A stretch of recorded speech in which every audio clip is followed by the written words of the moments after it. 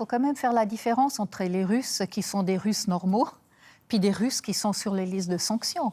Vous ne pouvez pas bloquer justement les avoirs ou la fortune d'une personne à qui on ne fait pas de reproches ou qui n'est pas sur une liste de sanctions.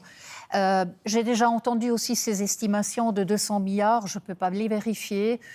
Justement, ce n'est pas dans mes services, je ne connais pas tous les détails. Ce sont les banques qui donnent ce Oui, chiffre-là. ce sont les banques, mais il faut aussi dire que justement, nous sommes un État de droit. On ne peut pas non plus dire, par exemple, si on avait des problèmes avec la France, on bloque tous les avoirs de tous les Français. Mais non, on bloquerait avec les Français qui seraient sur une liste de sanctions. Et c'est ce qui se fait. Et vous savez, c'est aussi dans l'intérêt des banques suisses. Enfin, quand j'entends les banques, de manière, les banques suisses ne veulent pas être